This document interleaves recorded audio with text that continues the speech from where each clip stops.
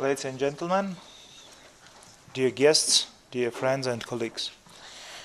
I am Aghababyan from Environmental Center, from Acopian Center for the Environment. That is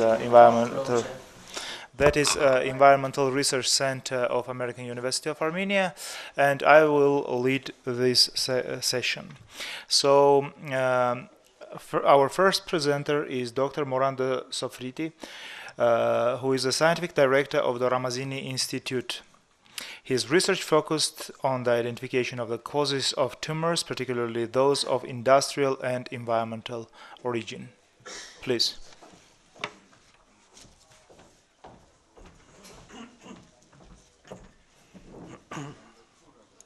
Thank you again for the invitation to this very interesting symposium. First, I want also to congratulate with the information we had before, and I thought that it should be very much interesting to treat rats with the mixture of that soil and that dust. It should be very interesting. My talk it will deal with primary prevention and the role of long-term biosafety in the identification of carcinogenic agents. First, a few information about the cancer problem we have in our industrialized country, but also now in the developing country. In the United States, cancer grow until incidence of cancer, mortality of cancer grow until 1990, and then from them started to decrease in men, less in females, but the mortality is still very high. According to data from the American Cancer Society, 1 out of 2 males and 1 out of 3 females will develop cancer over the course of his or her lifetime. The number of people over the age of 70 will double in the next 25 years, and the number of tumors will double by 2050 in the US alone. According with our colleague, member of the Collegium, Professor Schmel, cancer could be a function of predisposition and environmental exposure, time when exposure starts, and aging. It is understandable that we cannot change the predisposition, the profile of our genome. We cannot change the progress of aging. The only moment where we can do something is the quality of environment where we live and the exposure of children and during prenatal and adolescence life. Cancer is an environmental disease. What are the assumptions for this statement? We consider that we have elevated incidence of some type of tumors in geographic areas compared to others. Studies on immigrants and tumor incidence indicate that people migrating from one country at low incidence of one type of cancer going in other country where the same cancer is at high incidence, after 1 or 2 generations acquire the same risk to develop that cancer. We have information from occupational tumors, from transplacental carcinogenesis information, and of course we have information by behavior and lifestyles. But most of the indication of carcinogenic agent came from studies on long-term experimental experiments on rodents. The available tools for cancer control today are therapy, early detection, maybe chemioprevention, and primary prevention. The role of primary prevention is crucial in to lower the incidence and the mortality for cancer. Primary prevention is the identification of potential carcinogenic risk present in the general and occupational environment. The action to reduce exposure to this risk as much as possible is mandatory, and primary prevention can lower the incidence and mortality of specific type of cancer. What are the tools for the identification of carcinogenic risk? Epidemiological studies, which concern with human investigation, but these studies measured the pathological effects, morbidity and mortality of the risk undergone. Other tools are experimental laboratory studies, basic and applied research, and carcinogenicity studies, which are study of mechanism-based interferences, short-term in vivo assay and in vitro assay, long-term carcinogenicity in vivo bioassays. Long-term experimental carcinogenicity bioassay, mainly lifespan, when well planned and conducted, may allow us retrospectively to quantify the risk and prospectively to avoid them. What are the scientific basis for carcinogenicity bioassays? Rodents and humans are mammals which share many basic genetic, pharmacologic, toxicology, and carcinogenic responses. All known human carcinogens that have been tested adequately have also been shown to be carcinogenic in animals, and almost always share identical target sites. Nearly 1/3 of human carcinogens were first discovered to induce cancer in animals. There are in the world two major international bioassay programs, one conducted by US National Toxicology Program and the second conducted by the Ramazzini Institute.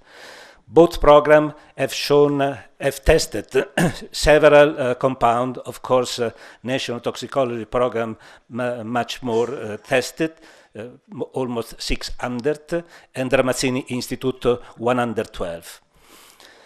The results of the two programs are substantially very homogeneous.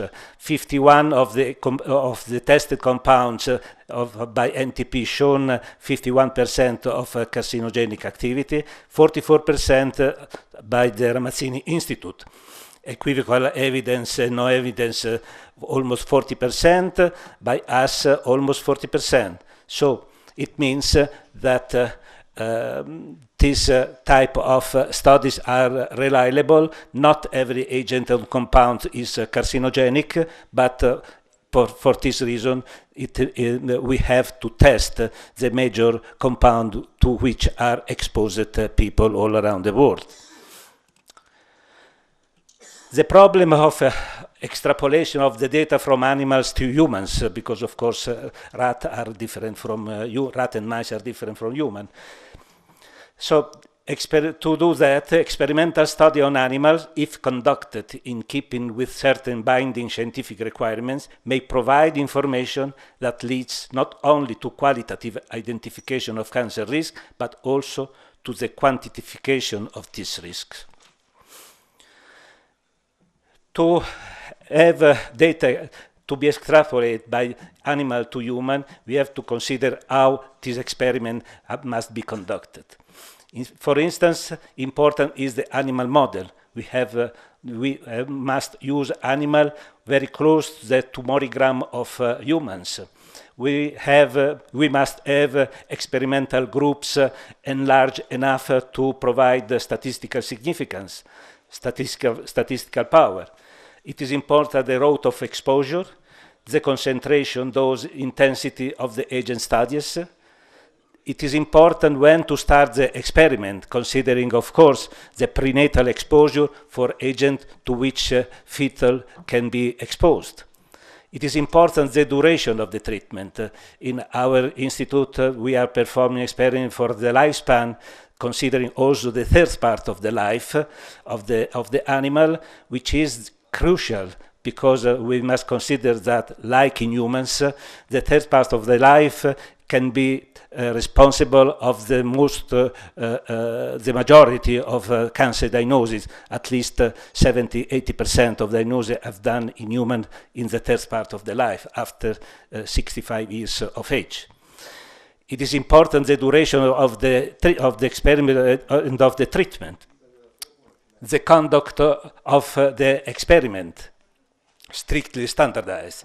It is important the pathological evaluation performed by expert pathologists, very well trained.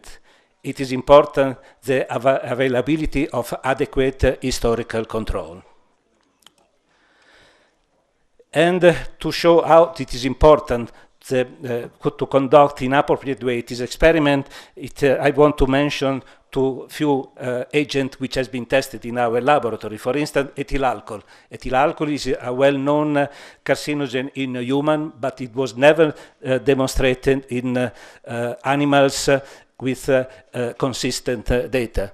We studied alcohol, and we have shown, we found that starting the treatment of alcohol in adult life, in 220 animals, we found 12% of animal bearing oral cavity malignant tumors in breeders, almost nothing in the animal drinking water, and in the offspring burned by the same parents, we found 37% of malignant tumor of the oral cavity, compared to 5% in the control. So we have shown that also in rodents, alcohol induces the same malignant tumor as is shown in people if the experiment is conducted appropriately. Another experiment is on the case of vinyl acetate. Vinyl acetate is in the experimental data conducted in the past was shown with uncertainty carcinogenic for uterus in female. We tested this experiment using several number of animals treated by prenatal life, and we found that 41% animals oral carcinogenic squamous-cellular carcinomas, 33%, 52% compared to 1%, and when we count preneoplastic and neoplastic lesion, we found 110 per 100 animal lesion, and 27 at the lower dose compared to 6.3 in the control. So again, we can find it is possible to find tumors in experiment if conducted in appropriate. Other important aspect it is to start for some experiment the treatment from prenatal life. It is the case of vinyl chloride study performed in the 70 in our laboratory by Cesare Maltoni. In this experiment, we have shown, interestingly, that animal treated by inhalation for 7 hours a day, 5 days a week for 76 weeks, developed hemangiosarcoma in 64%, 51% hepatocarcinoma, and 45% neuroblastoma. If the treatment lasts just 15 weeks, the same treatment, we found more or less almost the same incidence of animal bearing hematoangiosarcoma, hepatocarcinoma, and neuroblastoma, which at that time shown how important is the treatment from prenatal life for the evaluation of the risk. Other problem for which long-term experimental bioassay can produce interesting information is the problem of diffuse carcinogenic risk. What we mean for the diffuse carcinogenic risk? Diffuse carcinogenic risk are defined as the exposure to single or multiple agents or mixture that are expected to have limited carcinogenic potential because of the agent type, weak carcinogen, or dose concentration, low, but that involve large group of the population, in some cases all of mankind. Probably, this type of exposure in quantitative terms contributes more to the worldwide increase in incidence of tumor than do strong carcinogenic risk involving limited category of the population. To give you an idea of the perception of carcinogenic risk, there are electromagnetic fields, radio frequency electromagnetic field of mobile phone, particular matters, artificial sweeteners, genetically modified organisms, depleted uranium, for which there are different perceptions from the people.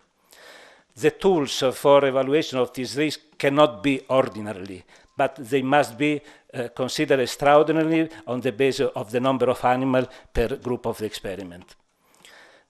The characteristic of this experiment, they must be, as far as possible, reproduce the human exposure scenario. The biophase must be protracted for the lifespan. They must include sufficiently large group of animals. Finally, they must be planned to evaluate the contribution of genetic factors, which it means to take in consideration of all the offspring of each family. We did several tests of mega experiment, vinyl chloride, vitamin A, C, low-dose ionizing radiation, and non-ionizing radiation. Our project on non-ionizing radiation is on magnetic fields, 50 Hz magnetic fields, in which we tested more than 7,000 animals in 4 types of experiment started concurrently. And this is the area in which more than 900 square meters in which we exposed more than 7,000 animals to magnetic fields. And I want just to give one results. We tested animals exposed at 6 weeks of age to 10 rats, and for all life, from prenatal anti-spontaneous death to 1,000 microtesla, 20 microtesla, or just positive and negative control. And what we find, for the first time, reported in the literature, we found 60% of carcinoma, of mammary carcinomas, compared to 7.5, 8.5, and 6 in the negative control, which means that concurrent exposure to magnetic fields and one shot of gamma radiation can triplify the incidence of animal-bearing malignant mammary cancer. Finally, to conclude, few conclusive comments on cancer primary prevention. Because of its epidemiological dimension and because of factor and agent which determine it, cancer represents the most important public health problem in industrial countries and is coming to represent this also in the developing countries. For such a major problem, it is impossible to consider to controlling cancer by the use of magic pills. An efficacy strategy must be based on prevention, and in particular on the identification of agents and situation of carcinogenic risk. Carcinogenesis bioassay are the foundation for identifying chemical carcinogen. Bioassay are useful both prospectively and retrospectively. All known human carcinogens are also carcinogenic when studied adequately in animals. As I said, nearly 1/3 of known human carcinogens were first shown to be carcinogenic in animals. 40 years of research, 50 years of research and resources, albeit limited, have been dedicated to identify agents and situations of risk. We have learned the following. There is evidence of the environmental and lifestyle causes of cancer. Primary prevention is crucial to improve results in the strategy of cancer control. Long-term bioassay remain the best tool available to predict and measure occupational and environmental carcinogenic risk. Thank you very much.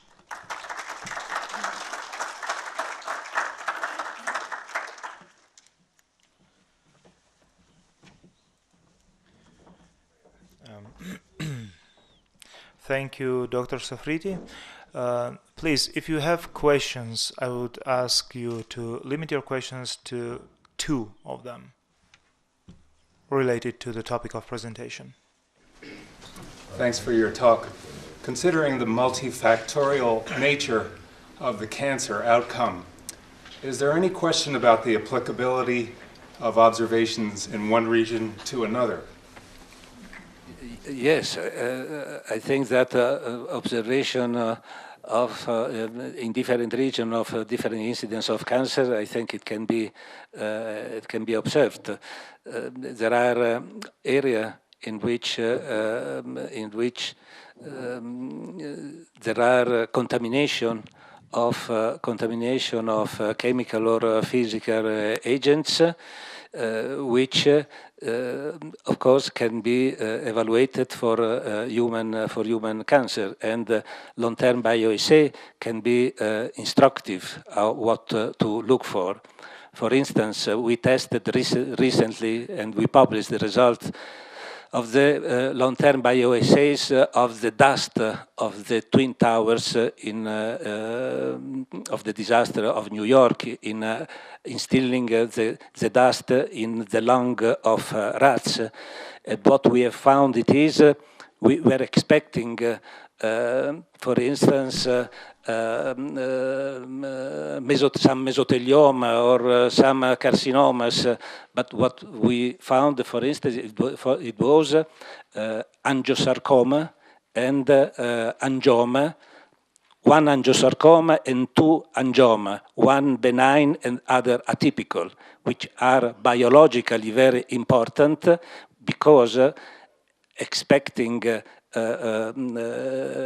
malignant tumor from dust were not this type of tumor, because this type of tumor typically are induced by chemical agents, which it means that that type of dust bring also chemical agent and not only particles, not only potential fibers. And that in that case can be instructive to in the monitoring of workers involved in the disaster of the Twin Towers. That is just one case. Okay, thank you. Dr. Straif, do you have anything to add? Just in addition to what Morando mentioned from a more kind of philosophical perspective of hazard identification and risk assessment, what I presented before really takes into account all potential confounders, including genetic effects, etc. So our assessments are really of global relevance in terms of hazard identification. Now, beyond the validity and the precision of the findings, the next step then is the question of generalizability. How does it apply to other situations? And there the main question is about effect modifiers that change the level of effect in other places. So, for example, if you have, say, aflatoxin exposure in one place, but you have also a high risk of hepatitis B infection in another place, then the risks may be multiplicative. But all of this is about effect modification of higher risks because of certain susceptibilities. But what Morando and I presented is of global relevance. Thank you. Second question. Թերմինը ենոքյան լրագրող թեղուտի պաշտպանության քաղաքացիական նախաձեռնություններով հարցս կուղեմ նախորդ բանախոսներին, ուրեմն ինքս նաև նկարահանել եմ ֆիլմ, մեր ամբողջ խմբով, այսինքն նկարահանել ենք մի հատ ֆիլմ, որտեղ ոչ հենց հիմնական հիվանդությունների մասին էր խոսքը գնում։ Հարցազրույցների շարքում եղել են ուրեմն Լեռնաձորի եւ Քաջարանի գյուղերի բնակիչները, ինչպես նաև ուսումնասիրել ենք երեխաների հետազոտություններ, որոնք արվել է էկոլոգոնոսֆերային կենտրոնը, որտեղ կար սնդիկի, կադմիումի, կապարի, նիկելի շատ բարձր քանակություն, մինչև 13 անգամ գերազանցումներ կային։ Կուզենայի իմանալ ինչպես կարող ենք հասկանալ ինչ հետևանքներ դա նախ կարող է ունենալ այդ երեխաների համար, 12 երեխաների են ուսումնասիրել եւ կուզենայի իմանալ շատ ավելի զուտ մասնագիտական ուսումնասիրություններ ինչպես կարող ենք իրականացնել այդ համայնքներում եւ ինչ ծրագրերի շրջանակում դա կարելի է անել, որովհետեւ այդ երեխաները ուղղակի օգնության կարիք ունեն եւ այսպես ասած կարելի ասել անտերության մատնված այդ մարդկանց այդ երեխաների առողջական վիճակը առողջական ուրեմն հետազոտություններ շատ լուրջ ձևով Excuse me, please specify your question. Հարցը հստակ տվեք, լավ? Հարցս հետեւյալն է. ինչ ծրագրով կարող ենք անել հետազոտություն, որպեսզի այդ երեխաներին կարողանանք օգնել։ Եվ կա նման հնարավորություն, որպեսզի դուք աջակցեք կամ Of course, when we know that there is an environment contaminated by well-known carcinogenic agents, the first thing it is to clear that area as much as possible and in the shorter time as possible. The second is, as I mentioned before, to make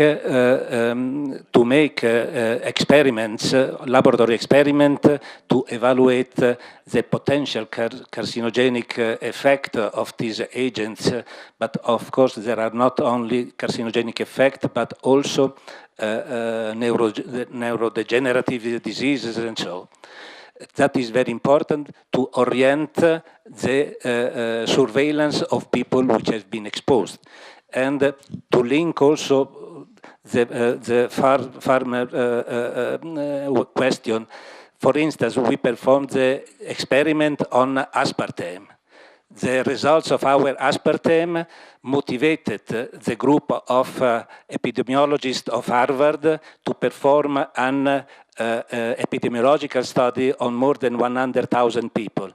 And they found a significant increase in risk of lymphoma and leukemias in males, as we have found in our experiment in females. So that is the type of research which should be done and which should help to provide the most appropriate approach for control diseases and for public health. Okay, thank you. Now, let me invite Dr. Kurt Straif, whom you already well know, who is the head of IARC, Monographs of the International Agency for Research on Cancer of WHO. Please.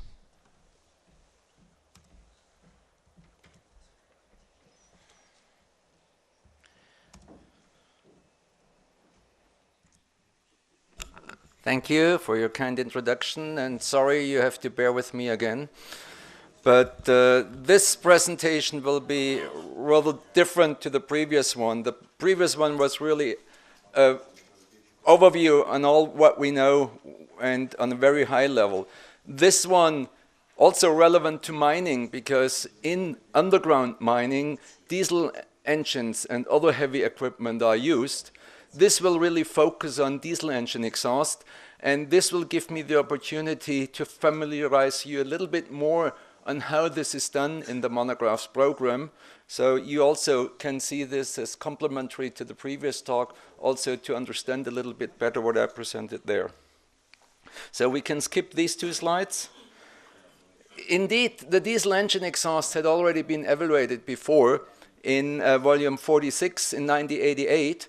And at that time already it was classified as probably carcinogenic to humans based on sufficient evidence for carcinogenicity in experimental animals, the type of studies that Morando just presented, and in addition limited evidence in humans for an increased cancer risk in exposed people.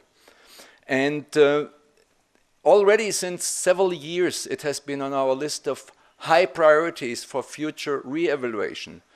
And the reason why we only did it in June last year was, as also recommended by the advisory group, to wait for several of the major, possibly influential cohort studies and other studies that were known to be in the pipeline to be published soon. And we had to wait longer than expected. And this is a little kind of excursion beyond science, because there was a very powerful industry that tried to block the scientific publication of scientific results from the US National Cancer Institute. They even sent letters to journal editors to threaten them if they would publish that, they would get in legal problems with them. And if you want more details about that, there's a very nice one-page news article in the Lancet Oncology about this unbelievable issue about trying to block evidence on scientific publications. But let's get back to the science. And this presentation is structured according to the 4 main sections of each monograph, which is first characterization of the exposure, from the chemical identity to occupational and environmental exposure levels, etc., then into cancer in humans, cancer in experimental animals, and all the mechanistic data. Now, back to the exposure. Diesel engines are used for on-road, but also non-road transport in trains and ships, and, as I mentioned, for heavy equipment in various industrial sectors, and predominantly also in mining and construction, remembering that this symposium is also about mining and construction. But it's also used in electricity generators, and this is particularly in developing countries. The emissions from these engines are very complex with varying compositions, and there's a gas phase that consists of carbon monoxide, nitrogen oxides, and volatile organic compounds such as benzene and formaldehyde. And the particles consist of elemental and organic carbon, ash, sulfate, and metals. And then there are polycyclic aromatic hydrocarbons. That was the last topic in my previous presentation. And also nitroarenes, which are nitro-substituted polycyclic aromatic hydrocarbons. And they are distributed over both phases, the gas phase and the particle phase. So the qualitative and the quantitative composition of the exhausts really depends on the fuel, particularly if it's high in sulfur, the type and the age of the engine, the state of its tuning and its maintenance, and the emission control system, or let's better say control systems, and the pattern of use. So diesel engine exhausts from engines with no or limited emission controls obviously contain much more particulate matter. It is important to note that during the past 2 decades, progressively tighter emission standards for on-road vehicles were introduced in North America and in Europe particularly, and these have really triggered advances in diesel technology, requiring stricter and stricter standards, and that resulted in lower emission of particulate matter, nitrogen oxides, and also hydrocarbons. However, the emission standards in non-road applications are lagging and are still largely uncontrolled. And also in less developed countries, standards are not in place for both on-road and non-road use of these diesel engines. We'll now talk about what we know about cancer in humans from the epidemiological studies. And this is the study that the industry tried to block the publication of. It's a study in US minors carried out jointly by the US National Cancer Institute and the US National Institute of Occupational Safety and Health. And it's a large study in underground miners where the diesel engine exhaust was quantified via elemental carbon as a proxy of exposure. And they performed cohort and nested case control analysis. And these were adjusted for the major potential confounder, tobacco smoking. And they showed positive trends in lung cancer risk increasing with exposure to diesel exhaust, with a 2 to 3-fold increased risk in the highest exposure categories. So this additional evidence of an exposure response, the higher you expose, the higher the risk, is also an important cornerstone for causal inference. Then there is a study in US railroad workers.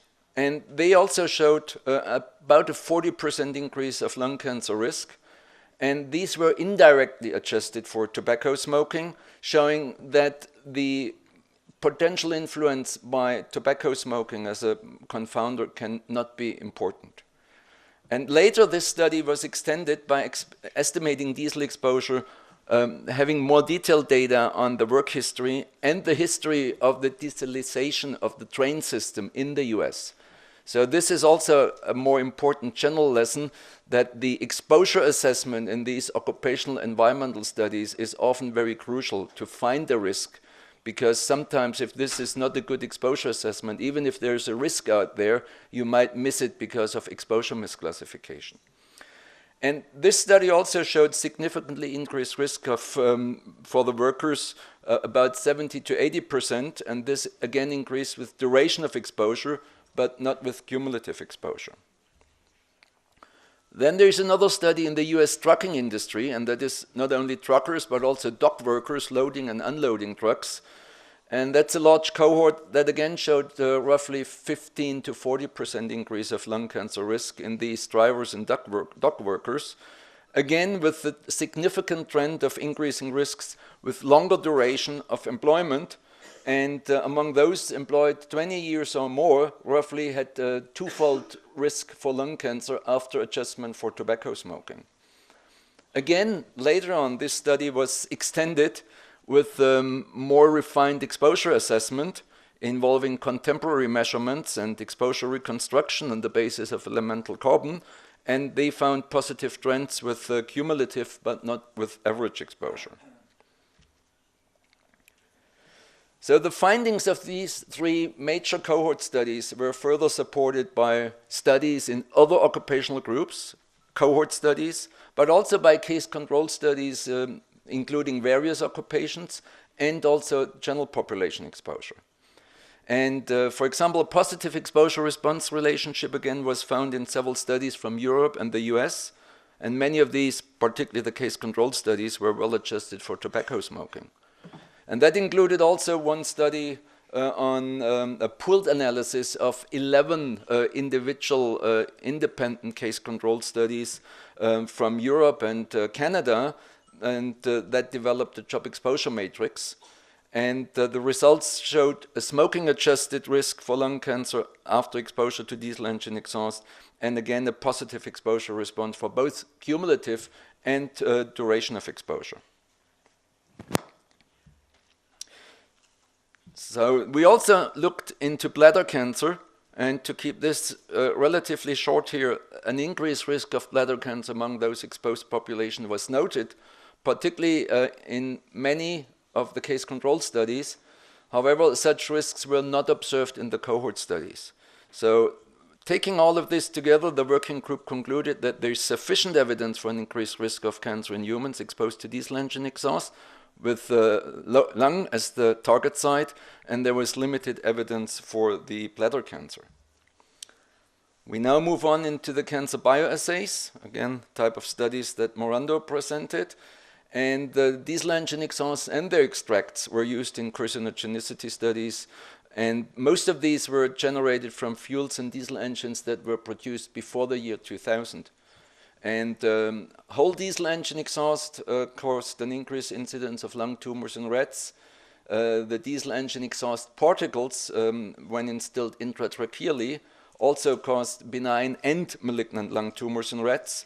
And the particle extracts also caused lung carcinomas in rats and sarcomas at the injection site in mice. The gas phase of the diesel engine exhaust did not increase the incidence of tumors.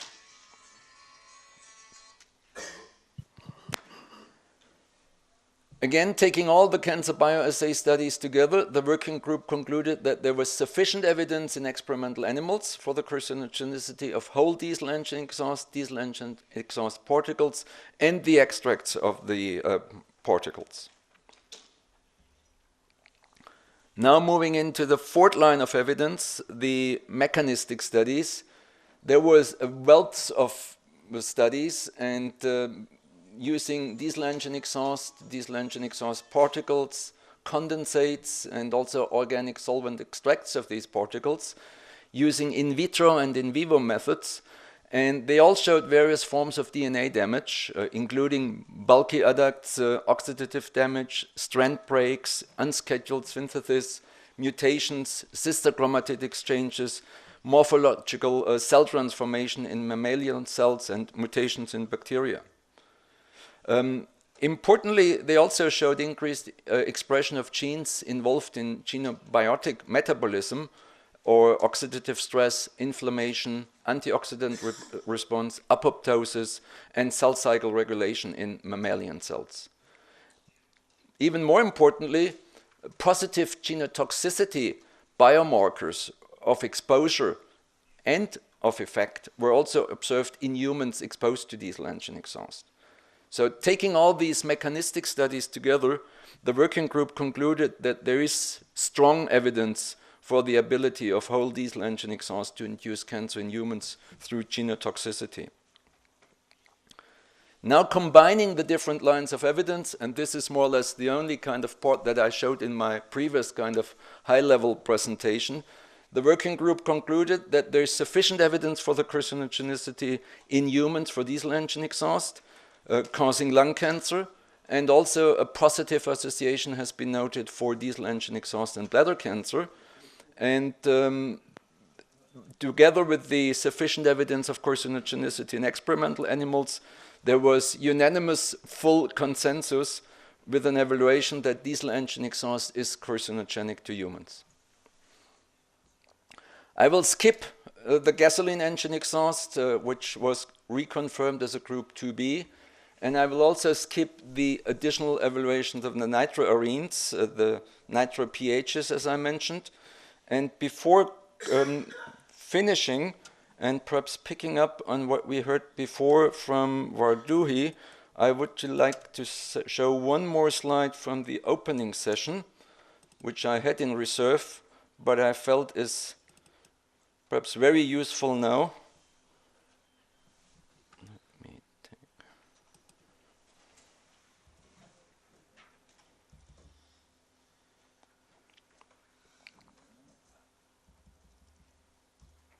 So this is what I had prepared in addition for the discussion, and I think what I had presented already on the arsenic, the lead, the cadmium, and the chromium very nicely mirrored what Varduhi presented as major issues here. Let me just point out that I did not go into details for the lead. Lead is also probably carcinogenic to humans, and that is based on sufficient evidence in experimental animals, plus limited evidence in humans for an increased risk of stomach cancer, with some additional evidence on lung cancer and a certain type of brain cancer, glioma. But cancer is important, but we must not forget that lead really has other much more sensitive outcomes, cognitive effects, developmental effects. And the more we research, the more it shows that there is no threshold of exposure. The lowest exposures are still a risk. So in terms of lead, really the regulation should really focus, and the cleanup should focus on the cognitive effects, and that is particularly important in the children, of course. And I would also like to point out, again, just that you see it on the slide, for this WHO FERC initiative, we have really, among the chemicals for the food-related burden of cancer, we have selected arsenic, cadmium, and lead. So that nicely, again, mirrors your needs. And we also look into methylmercury, but there's currently no cancer evidence. And for the more quantitative assessment, we focus the arsenic on the cancer outcomes. And again, also following up one of the contributions from the audience, it is important that for the arsenic, probably the risk is much more important if you're exposed during adolescence or even already in utero. So exposure of the children to the arsenic is probably of prior concern. We mentioned the cadmium and lead now. In terms of the chromium that was also mentioned, you should probably also think in terms of drinking water contamination. In fact, I was on an expert committee called by the Greek Minister of Environment 2 years ago, I believe, that had an issue of chromium in drinking water, and they had a consultation. And following up on that, there was a recent update of the risk assessment from the Californian EPA. So this is probably the best place where I would start in terms of chromium in drinking water. So this is a little addition from my previous slide, and I hope I didn't run as much overtime as with my previous presentation. Thank you.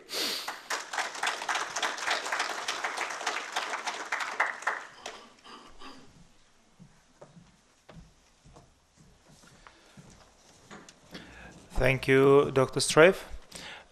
If you have questions, please, we have room for 2 questions, and I would like to ask you to be specific in your questions. Thank you. My question is about if the evidence is sufficient to suggest that mobile phones have carcinogenic effect. Thank you. Thank you, and for particularly thank you for taking up my invitation to ask any question about cancer. This is probably not so relevant for mining and underground mining, but it is probably the most prevalent exposure that has some concern of potential carcinogenicity. In fact, there are more than 5 billion users worldwide. And it is my great pleasure to announce here that it was just last Friday evening that we've published the IARC monograph on radiofrequency EMF that prominently also includes exposure to mobile phones. And the evaluation of this was 2B, with a very strong consensus by the working group. 2B meaning that it's possibly carcinogenic to humans. And this evaluation is largely based on limited evidence of carcinogenicity in humans.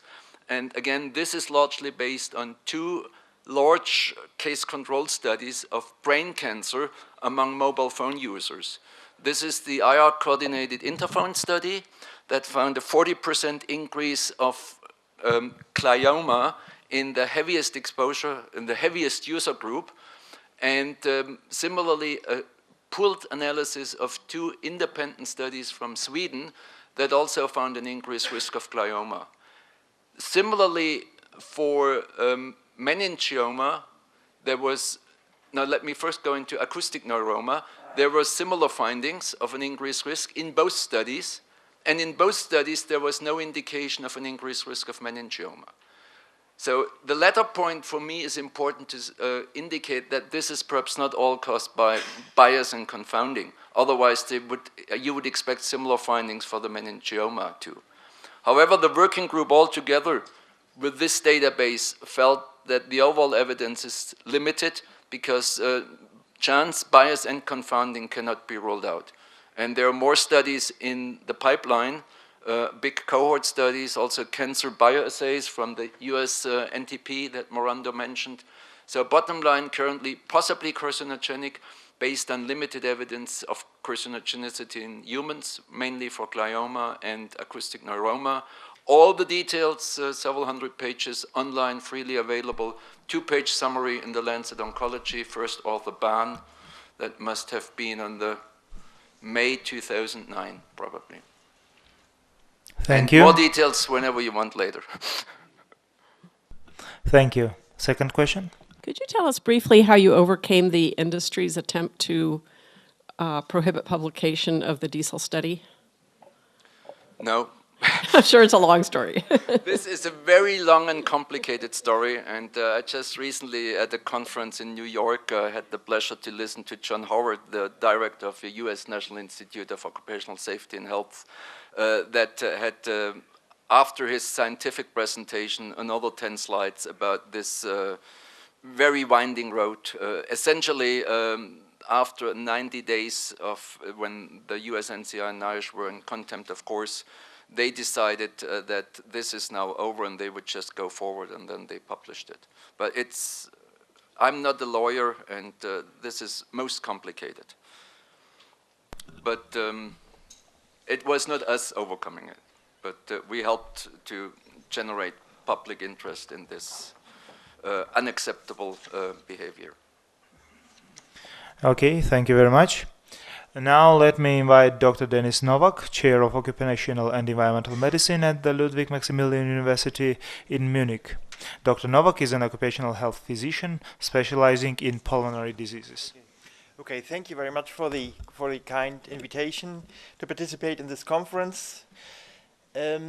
Occupational respiratory diseases in minors is my topic, and I can, for the sake of time, of course, skip the first part because you already gave some much more detailed information. I found it helpful to look into this brochure on mining industry in Armenia 2011, which is freely available, but we can skip it. And I'll start right ahead with respiratory diseases in minors, focusing firstly on quartz-induced respiratory diseases, including and summing up silicosis, silicotuberculosis, coal workers pneumoconiosis, and COPD, chronic obstructive pulmonary disease. Well, from a sort of systematic point of view, the determinants for dust-related occupational respiratory diseases are the physical nature of dust, of course, the chemical composition, the concentration, duration, which makes the dose, of course, pre-existing disease, and individual factors such as smoking, for example. The smaller the particles, the deeper they are inhaled. You see the anatomical description of the respective sites within the lung, and you see the maximum peripheral deposition of the particles at the same time. Starting with quartz dust, it causes granuloma formation, fibrosis, which is sort of scarring of the lung, and it causes cancer. In my doctoral thesis, I wrote that quartz prevents cancer. This is wrong. It was not my major finding. It was just in the introduction section. But that's absolutely wrong. Quartz is a human carcinogen. The exposure is not only in mines, but in varieties of settings. For example, in this gentleman cutting probably not his own gravestone. And the radiologic manifestation, as an example, is this sort of a snowstorm lung, which is severe radiological signs of silicosis. In the histopathological setting, you see, besides granuloma formation and scarring, emphysema, which is the loss of alveolar surface. So at the same time, fibrosis and emphysema, with sort of big scars formation in those workers who have inhaled, who have got not the clean silicosis, but coal workers pneumoconiosis, which is a different disease. You see, of course, coal dust within these scars. At the same time, emphysematous changes.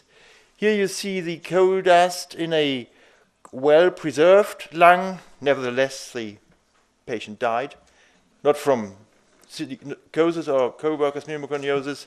This is a lung of someone who has been working academically or, without inhalation of dust. This is a lot of coal dust in a coal worker's lung. This is a coal worker. This was a coal worker where you see big amounts of coal, which can be expectorated and makes the sputum black.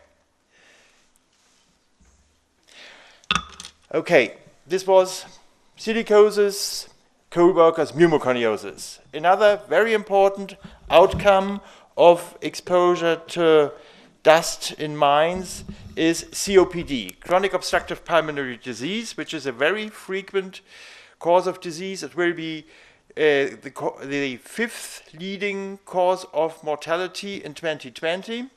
It's caused, of course, by smoking, by indoor air pollution, by outdoor air pollution, and by occupational risk factors.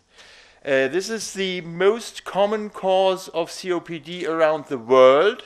Around the world, it's not smoking. It's really indoor. Well, I think she's working outdoors, but she's inhaling as if she were indoors. It's wood smoke and indoor smoke, which causes COPD predominantly in females.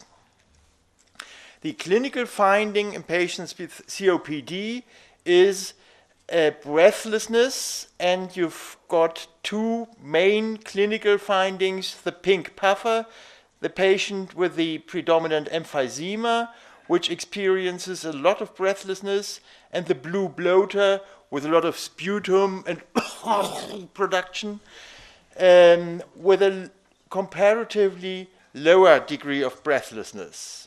You can do the case finding rather easily by performing mass spirometry, which means you ask the patients to breathe, then to exhale, inhale, and you measure what he or she exhales in the first second as the forced expiratory volume in the first second. Very easy case finding.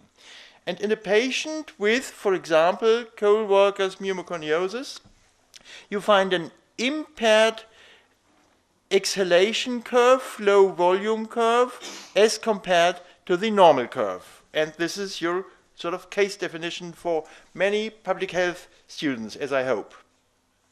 When you find an decreased forced expiratory volume in the first second, this figure does not tell you whether or not emphysema, which is loss of pulmonary parenchyma, is present or absent. You have to do chest x-rays or computed tomography. There is an abundance of literature on COPD in patients exposed to silica dust. There's really a lot of literature, and that's not the smallest doubt that quartz dust from mines causes COPD. You can't give a presentation on respiratory diseases in miners without mentioning asbestos, although as far as I know there are no asbestos mines in this country, as compared to Canada, for example. But there is environmental exposure to asbestos in Armenia, as I checked in the internet, from obviously someone who wants to sell proper roofs. There is exposure to asbestos. This is the city where I was born, Hamburg, in sort of working these roofs. These are asbestos exposed workers in the industry, in the building industry. For insulation purposes, asbestos penetrates, asbestos fibers penetrate through the pleura and cause benignant pleural plaques, as visible by chest x-rays or computed tomographies. Here you see the pleural changes. When you look into the patients by thoracoscopy, which you should not do in the field setting, it looks like this. These are benignant asbestos-associated plaques which follow the ribs. These are benignant signs which are not a place where later malignancy occurs, but they indicate a higher risk of cancer because they indicate asbestos exposure. And probably the most malignant tumor people can suffer from is malignant mesothelioma, which is like a wall around the lung, causes terrible pain, and is associated with a survival time of approximately 6 to 8 to 9 terrible months. This is a peripheral pulmonary carcinoma caused by asbestos, with carcinomatous spreading into the pleural space. So asbestos causes benign pleural plaques, pleural effusions, lung cancer, laryngeal cancer, and mesothelioma. These are the 5 major diseases. Others, I've got just a summary slide, depending on the nature of the substance to be mined, there may be very distinct and different interstitial lung diseases. I'm not going to show clinical pictures of talcosis or aluminosis or things like that, or beryllium-associated lung disease.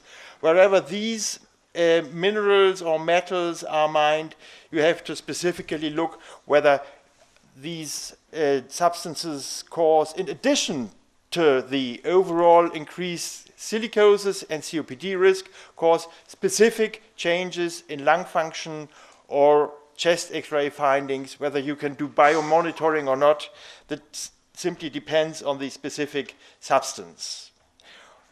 When I focus on copper mining and respiratory disease and look into the international literature, we go a bit around the world. In Zambia, there have been studies on personal samplings, very nice public health master thesis, I would suggest, things like that. Personal samples of respiratory dust containing crystalline silica higher than the US OEL, and you see in two different mines that the majority of personal measurements were above the US ACGIH or NIOSH or OSHA limit values. In Mexican copper mines, the majority of workers did not receive any information on hearing conservation, on respiratory protection, on machine guarding, on electrical safety, on hazard communication. This is the amount, not the percentage, which was not informed. And of course, the higher the exposure to dust, the higher the prevalence of symptoms, up to 50% of the exposed subjects. In Brazilian copper mines, cross-sectional chest X-ray studies revealed silicosis plus tuberculosis in about 50% of the exposed subjects, and only 50% had no pulmonary lesion. In Turkish copper mines, the authors performed slightly crude, because they didn't adjust the spirometry for age and height, but they found a correlation between copper concentration and spirometry, not because copper causes a restrictive lung function impairment, but because copper is a sort of surrogate marker for dust exposure. So the more copper the workers have within their blood, or you can measure it by urine, which is more appropriate for public health approaches, the higher the risk of lung function impairment, of course, is. Just as an example for biomonitoring. Canadian copper zinc miners have a doubled risk of lung cancer, which is true for surface miners, concentrators, maintenance workers, and interestingly, non-Hodgkin's lymphoma risk was doubled in this Canadian study. We are doing a study which is work in progress. We are just working on the manuscript, as you see, on Bolivian metal miners, on respiratory symptoms and lung function, small-scale underground miners, and it's a cooperation between a colleague from Bolivia and Dr. Radon in our institute. And you have, of course, presented what interesting studies you are doing here. Gold mining has been very intensively studied in South Africa, very, very efficiently. We know a lot about gold miners. And a cross-sectional study in Basotho showed that 25% of the workers had silicosis, 26% have had tuberculosis, which is a particular problem with the high HIV percentages in South Africa. 6% had current tuberculosis, 13% had obstructive airway disease, 18% had chronic productive cough, and almost 50% of these miners had at least one of these respiratory conditions. And there you see the discrepancy between about the half half of the workers in internationally published studies with disease, as compared to what we heard in the morning, we don't have occupational diseases. There are very nice studies on lung function loss, which can be easily measured in field settings in silica dust exposed gold miners. My conclusion is that, of course, mining imposes considerable health risks. Respiratory diseases in miners are common, with about half of the exposed population with respiratory diseases, which can be easily estimated by questionnaires, lung function testing, and, if available, chest X-rays. They are entirely preventable. I've not talked about additional risk. We've heard that before. And I've not talked about other affected organs, such as the central nervous system by manganese or lead or whatever. Thank you very much.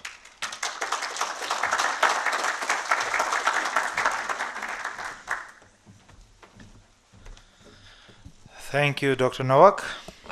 Now, please, questions. I would like to make just one comment, Dr. Nowak. I found your presentation very relevant to the needs of Armenia because you mentioned copper mining, you mentioned gold mining, and you mentioned asbestos, which is widely spread, particularly in the rural areas, and people are using them extensively and working with them. You showed cutting stones, curving stones, sanding. It's widespread throughout Armenia, and the workers are not protected, they are not wearing masks. And they are not even using some simple techniques like working, against the wind or something like that. Thank you. Thank you for the comment. Do you have any questions? Manya Milikjanyan, Lore Koakum, Pakin Nachaganim, Stepanovanits.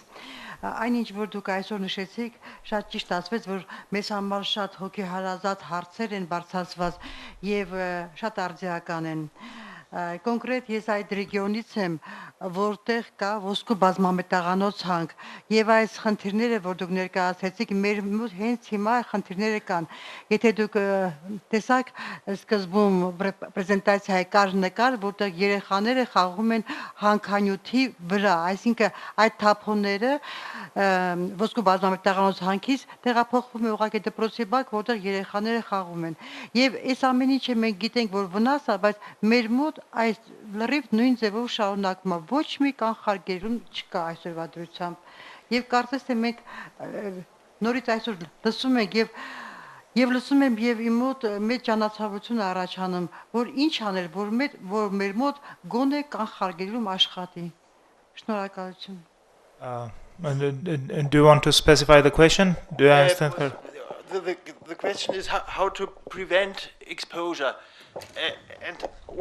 The best prevention in mines is, of course, reduction of the overall dust level and introduction of hygiene measurements. And the effect of this can be comparably easily monitored by environmental dust concentration measurements, personal dust concentration measurements, biomonitoring of urine, which can be sampled by students, documenting that the exposure goes down. And regarding environmental pollution, I think, well, you have to start with a priority list. Where there is extreme environmental pollution, keep it away from schools, from children, is the first idea. At the same time, reduce pollution by adding filter systems, considering the sometimes contradiction between environmental and occupational safety. If you make workplaces safer by just increasing exhaustion, you have to be aware that the air is filtered before it's spilled all over the area. Just some quick ideas. To add to that, thank you very much. I will say this probably in Armenian to answer the question. Շատ անելիք ունենք դեռևս, ուղղակի կարող եմ ասեմ, որ Հայաստանի ամերիկյան համալսարանը առողջապահության նախարարության հետ եւ բնապահպանության նախարարության հետ շարունակում է աշխատել եւ պետք է փորձենք ազգային պլան գրել, թե որտեղից սկսենք եւ ուր գնանք եւ առաջնահերթությունները պետք է նշենք, որպեսզի այդ մասերում մաքրման աշխատանքներ տարվեն։ Okay, thank you very much. Now let me invite Dr. Karyl Mehlman. Dr. Mehlman will be presenting studies by Dr. Philip Landrigan, who is the president of Collegium Ramazzini. Dr. Mehlman is a clinical professor of neurology at the University of Texas Medical Branch at Galveston. Please.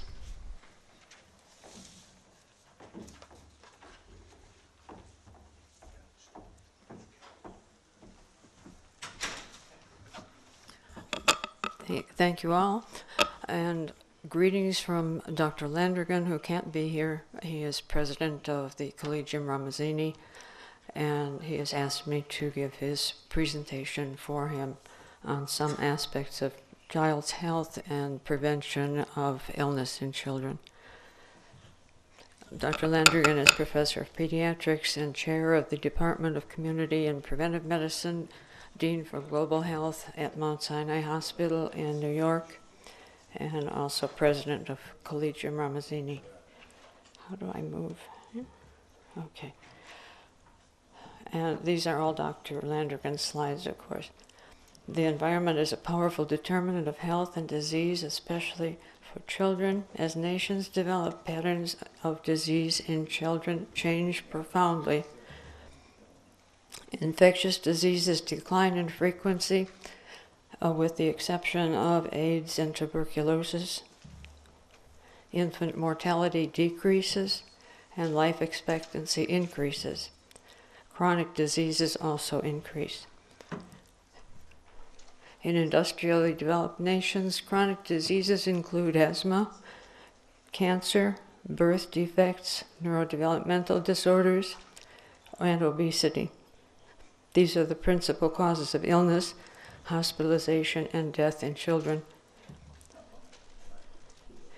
Evidence for causation of asthma include indoor triggers such as dust, cockroach droppings, and pesticides, mold and mildew. Also ambient air pollution, as we've heard, including ozone and particulates. And genetic susceptibility is important, and candidate genes have been identified. This is a graph of asthma by age, and you can see that on the upper graph in children under 18, the rate per 100,000 has gone from 40 to nearly 70, and in all ages from about 33 to about 50 per 100,000.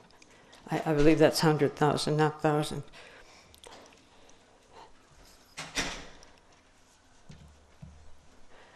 Environmental causes of childhood cancers include radiation, solvents, especially benzene and MTBE, parental employment in industries that use solvents, such as painting and printing, and bringing the solvents home on their clothing, and pesticide exposure, especially prenatally. This is a graph of the incidence in the U.S. of leukemia, and the red line, and brain cancer in children under 18 from 1975 to 2004, and you can see that they are both increasing. Leukemia much more than brain, 55% increase over the period, and brain cancers, a 39% increase. And I'm sorry, I can't specify which type of brain cancers. The evidence of environmental causation of male reproductive disorders includes falling sperm counts, rising testicular cancer, and increasing hypospadias. The cause of none of these is known. Endocrine disruptors have been suggested.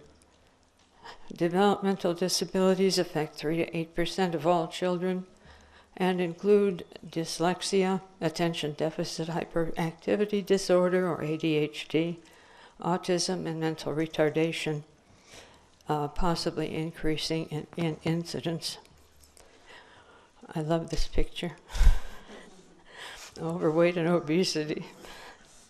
The prevalence is nearly quadrupled in America and can result in a 2.5-fold increased risk of overall mortality, increased risk of cardiovascular mortality, 5-fold increased risk of diabetes, and probable increased risk of hypertension, gallbladder disease, and some cancers.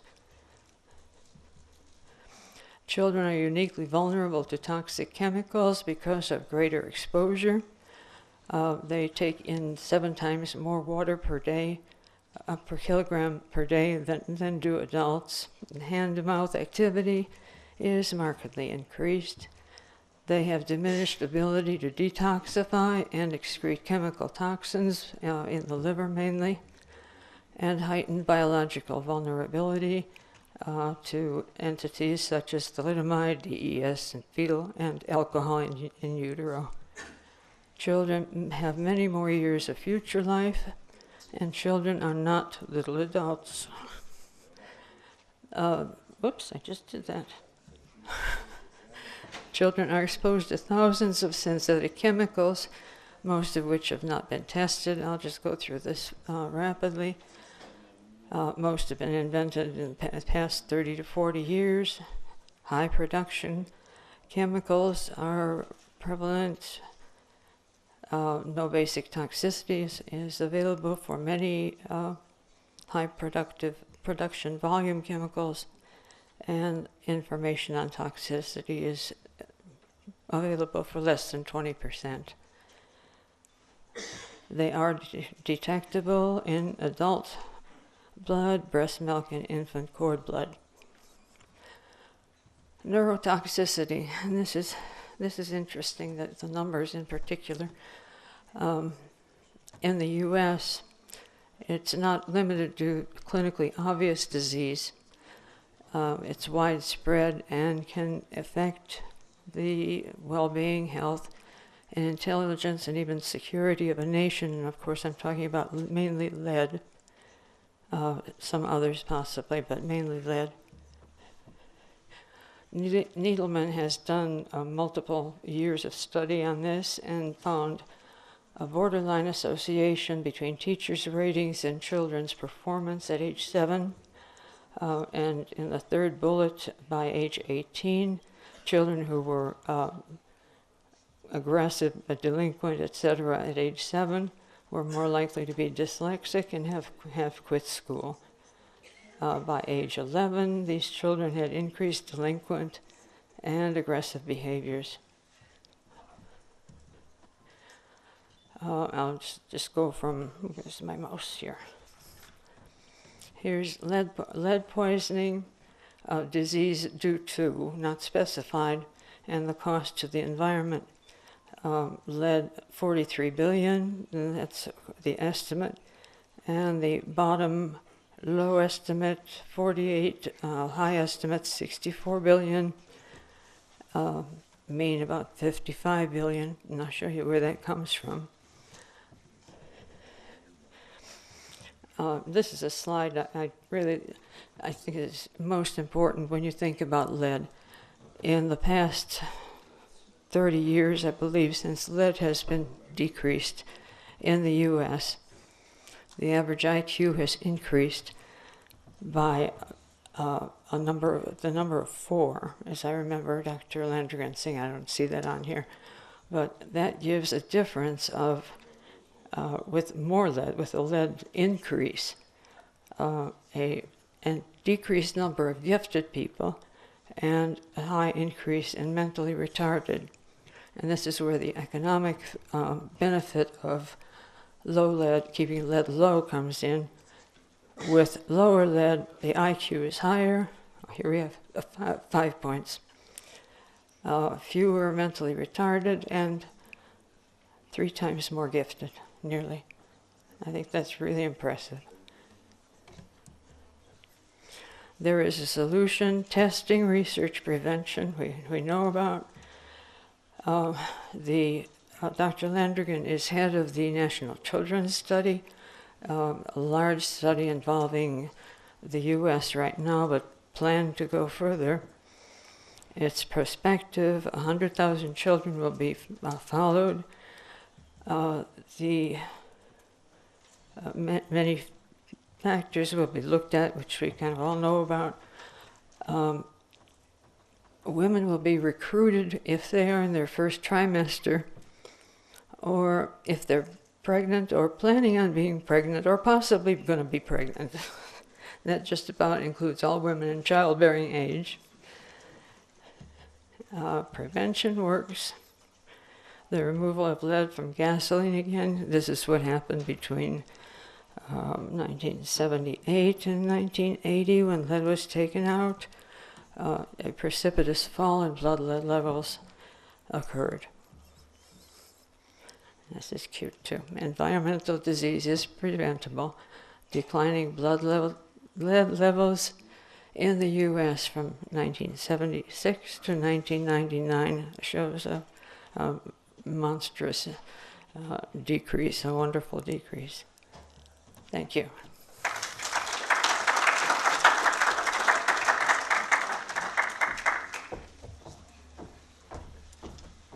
I apologize, but before you ask questions, I have to steal some of our speakers for the press conference that was scheduled for 1 p.m.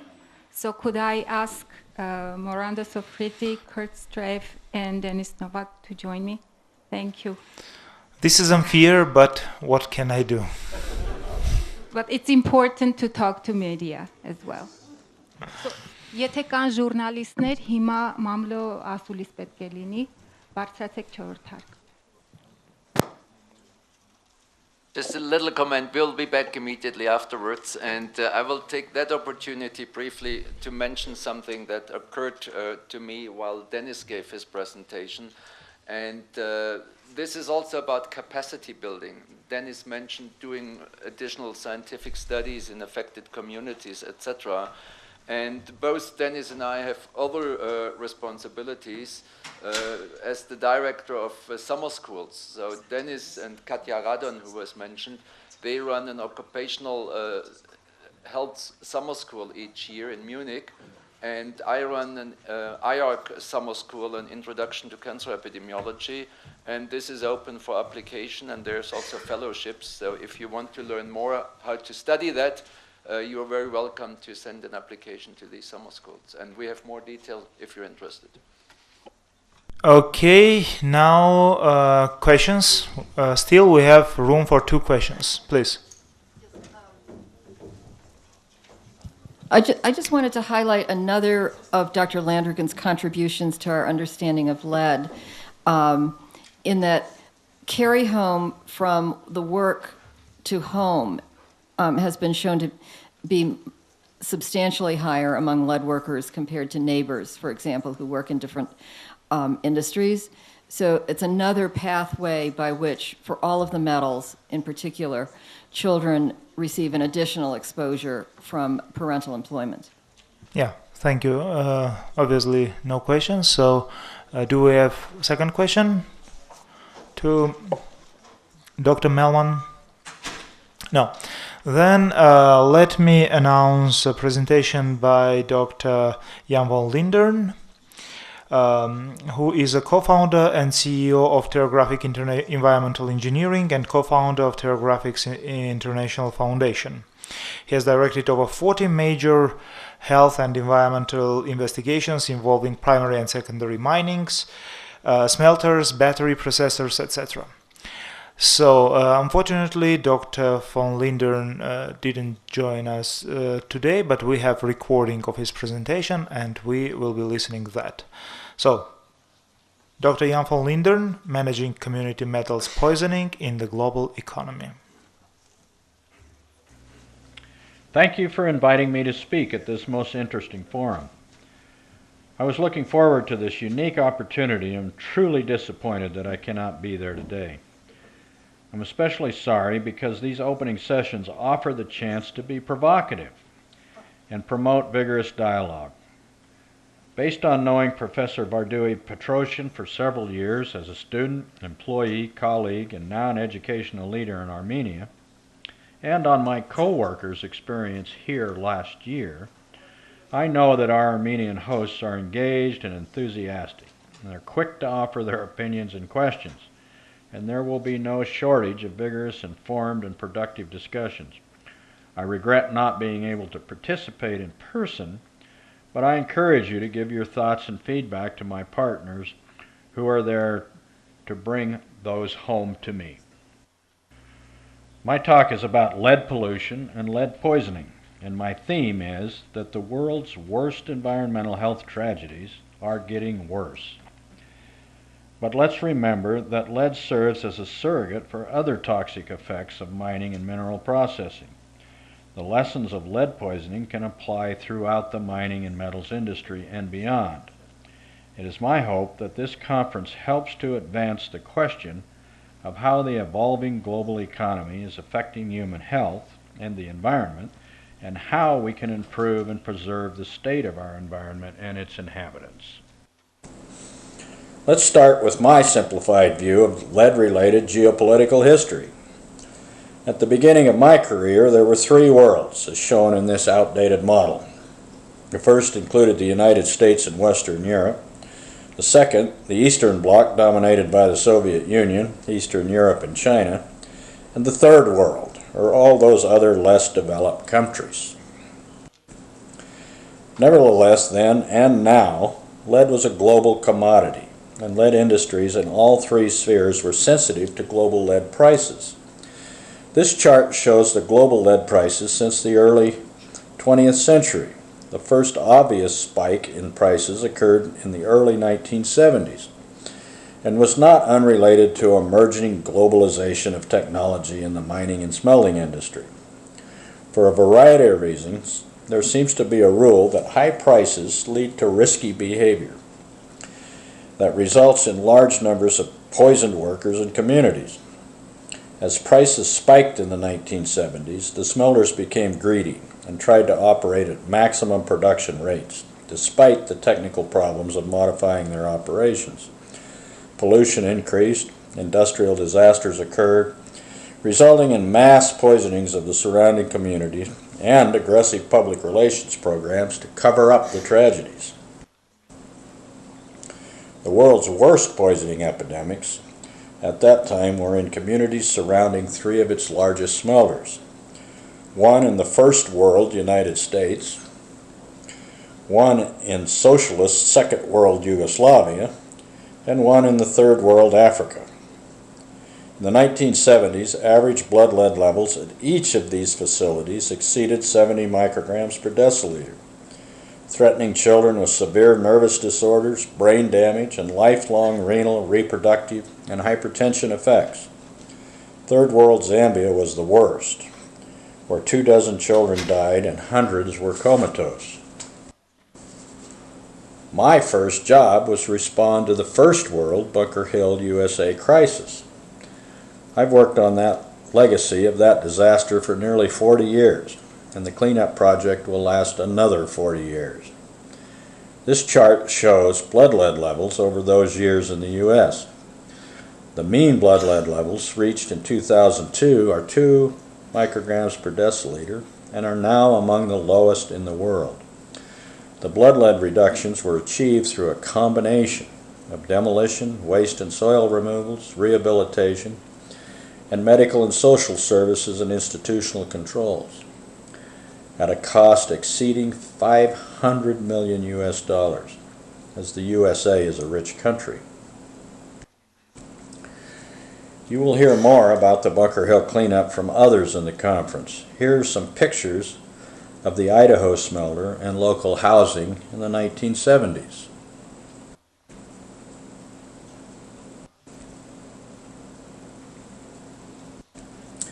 My wife and I have also been to Zambia, where there has been little cleanup and massive uncontrolled salvage has carried waste into the homes of thousands, all in a community ravaged by poverty, HIV, AIDS, and malaria, with not a single doctor within 100 kilometers. When we visited there, thousands of children remained poisoned by the legacy of this site, as their families tried to eke out a living digging for nuggets of lead in the abandoned waste piles. There was a small World Bank-sponsored cleanup there in the last few years, but I found no reports of the outcome.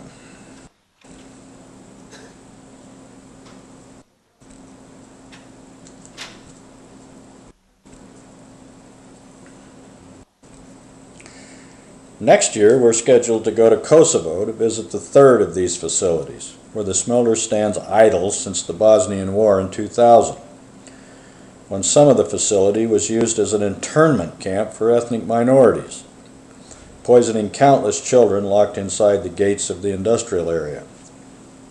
We are currently working with some local advocates who hope to interest the metals industry in opening a waste recovery operation to finance a cleanup of the smelter and the surrounding community. Today, these three smelters that were villains of the lead poisoning in the 20th century are dormant and in one case buried. Indeed, the almost complete elimination of childhood lead poisoning in the USA, in part due to the elimination of leaded gasoline and closure of the U.S. smelters, is called one of the great public health successes of the 20th century. However, in Zambia and Kosovo, the legacy lingers in the form of contaminated communities, poisoned children, and poverty. However, the new victims of lead poisoning reside elsewhere in the global economy. Today, the world uses more lead than ever before, and more children are poisoned than ever before, and the effects are more severe than ever before, with children dying of lead poisoning in numbers not seen in the 20th century. There is an underlying story of catastrophic childhood lead poisoning ongoing now in the new lead world. Geopolitically, there are no longer the Western, Soviet, and Third World blocs. Now globalization has transformed the tripartite blocs to developed or high-income countries and middle and low-income economies, with China still being difficult to categorize. Where are the victims of lead pollution today, and what lessons can we take from these past tragedies? Let's look again at world prices, and here we have a second price spike beginning in 2004 that dropped a bit in the 2009 recession. But as we see here, it has rebounded nicely, and lead prices, demand and consumption remains high. Here we also see gold and copper prices following the same pattern, and it is clear that the price spikes and demands apply to other commodity and precious metals as well. Where is this metal coming from, and where is it going? The world is producing and consuming more lead than ever. However, mine and primary smelter production has remained nearly constant for the last several decades. Primary smelting refers to the lead produced from raw ores. Most of the increase in overall consumption has been made up by secondary production or recycling of scrap and waste. Who's producing the primary lead? Here is where the mining is going on. China now dominates the world in the mining of lead. And this chart shows that although primary production has remained relatively constant globally, the smelters have left the developed countries and have been supplanted by China. The two crossing lines show the simultaneous increase in Chinese primary smelting capacity as smelters in the rest of the world close. The Chinese have tripled their primary smelting capacity and have another 15% increase under construction.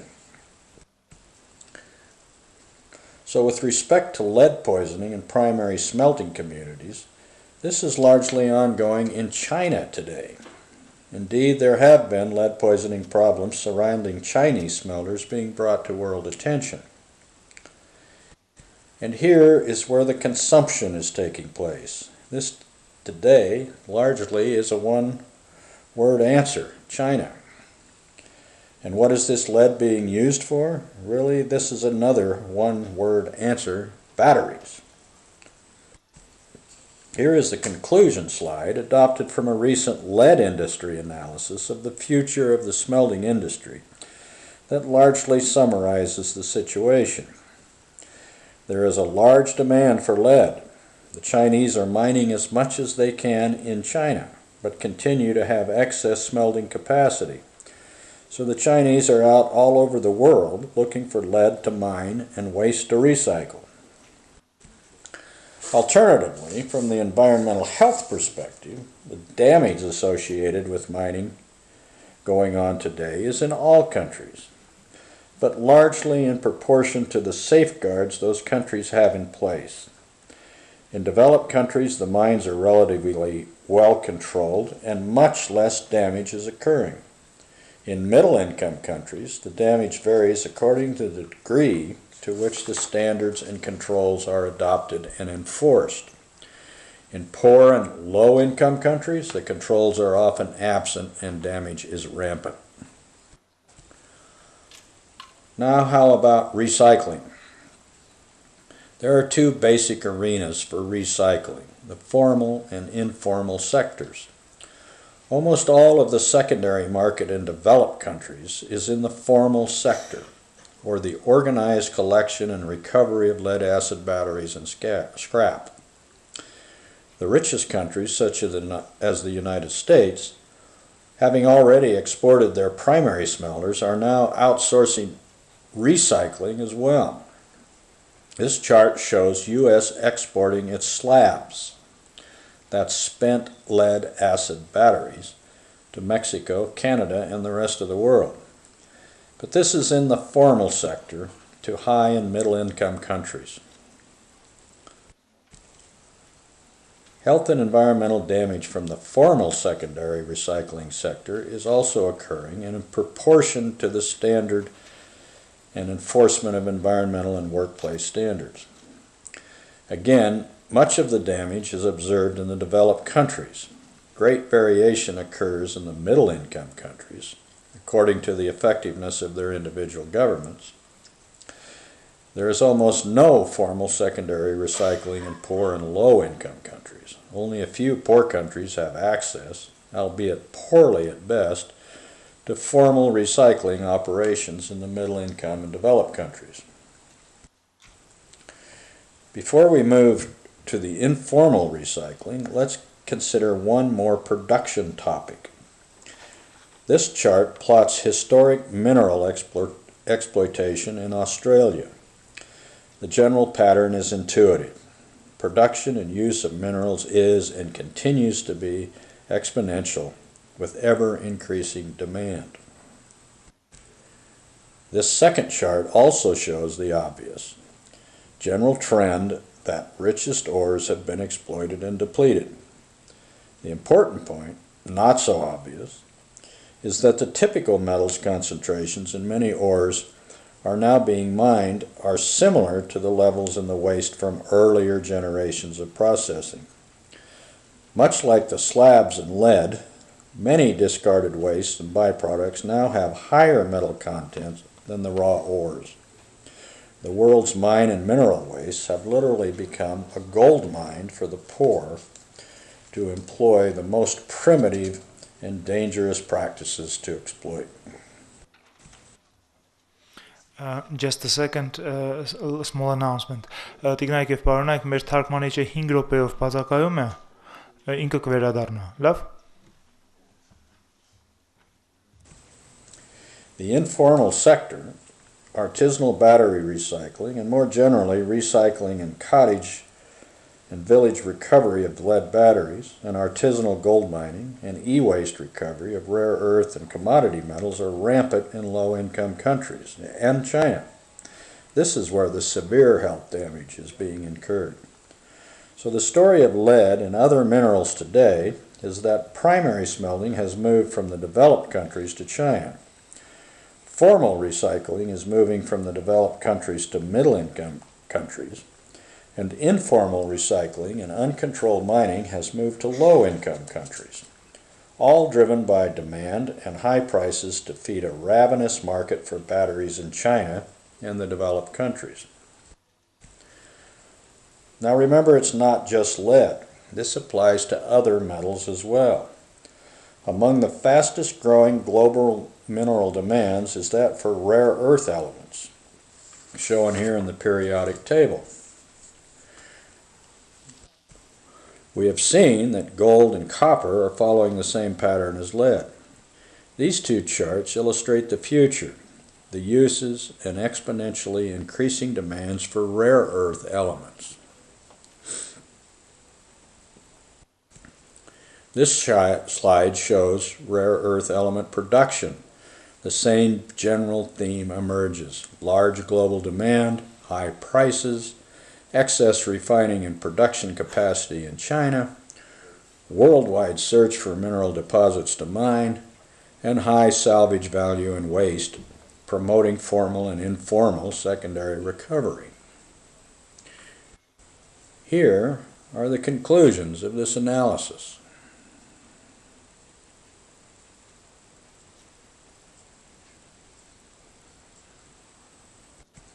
Here are the economic incentives that drive this anti-health and environment agenda.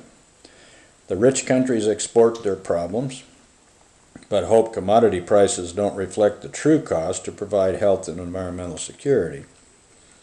Middle-income countries are induced to minimize costs by lowering their standards and exporting their waste and raw ore production to the poor countries. The poor countries see this as a gold mine that can lift them from a subsistence existence, albeit subsidized by the health and well-being of their most vulnerable citizens.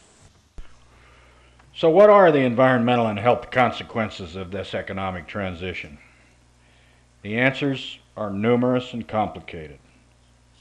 But for a simple and provocative conclusion, let's say that in the 1970s, it was the greedy and ill-advised behavior of the large corporate smelters that led to the worst lead poisoning disasters in the surrounding communities.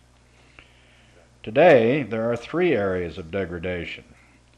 Communities around Chinese smelters, of which we know little, middle-income countries that compromise their environment and health to compete to sell out their resources to the international mining concerns, and ill-advised behavior by desperate villagers to mine the marginal resources and waste piles made attractive by profitable by high metals prices, growing demand, and no controls.